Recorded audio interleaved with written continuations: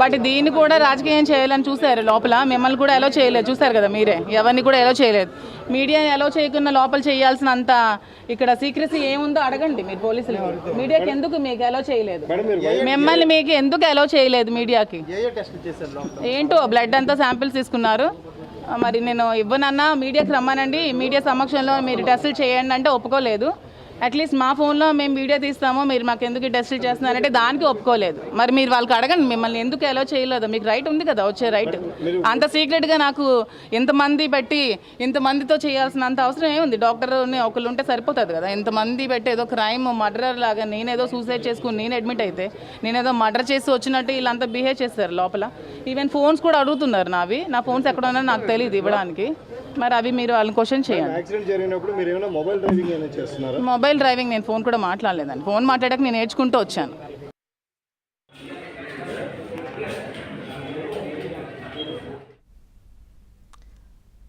దివ్యల మాధురి కారుకు ప్రమాదం జరిగింది. ఆవిడ ఆసుపత్రి నుంచి డిశ్చార్జ్ అయ్యారు. ఆత్మహత్య చేసుకోవాలనుకున్నట్లుగా ఆవిడ చెప్తున్నారు. ఇదే అంశానికి సంబంధించి మా శ్రీకాకుళం ప్రతినిధి రమేష్ అడిగి పూర్తి అప్డేట్స్ తెలుసుకుందాం.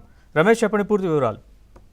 నరేష్, కొద్దిసేపటి క్రితమే ఏదైతే దువ్వాడ వ్యవహారంలో ఆరోపణలు ఎదుర్కొన్నటువంటి దివ్యల మాధురి సమాధానం గురైంది. ఆ తర్వాత ఆమెను ప్రభుత్వ ఆసుపత్రి పలాసకు తీసుకువచ్చారు. చికిత్స అనంతరం కొద్దిసేపటి క్రితమే ఆమెని డిశ్చార్జ్ చేశారు. అంటే తల భాగంలో కాస్త కణత ఏర్పడింది, బ్లడ్ క్లాట్ అయినట్టుంది అనేటటువంటి అనుమానాలు వైద్యులు వ్యక్తం చేసినటువంటి నేపథ్యంలో ఆమెను విశాఖలోని ఒక ప్రైవేట్ ఆసుపత్రికి తను అంటే కేజీహెచ్ రిఫర్ చేసినప్పటికీ కూడా తను ఒక ప్రైవేట్ ఆసుపత్రికి వెళ్తానని వైద్యులను కోరింది. ఈ నేపథ్యంలో ప్రైవేట్ ఆసుపత్రికి ఆమె సొంత కారులో పలాస నుంచి కొద్దిసేపటి క్రితమే పయనమయ్యారు. అయితే ముఖ్యంగా కారు యాక్సిడెంట్ కి సంబంధించి ఆమె చేస్తున్నటువంటి ఆ వ్యాఖ్యలు అంటే డిశ్చార్జ్ తర్వాత మీడియాతో స్పష్టంగా కొన్ని మాట్లాడింది. కొన్ని అంశాలు ముఖ్యంగా దువ్వాడ వాణి 2 రోజులుగా తన పైన చేస్తున్నటువంటి ఆరోపణలు ఏవైతే ఉన్నాయో వాటికి మానసికంగా ఇబ్బంది పడి తీవ్రమైనటువంటి మనోవేదనకు గురయ్యి తను సెల్ఫ్ యాక్సిడెంట్ కు చేసుకోవటానికి గురయ్యాననేటటువంటిది ఆమె చెప్తోంది.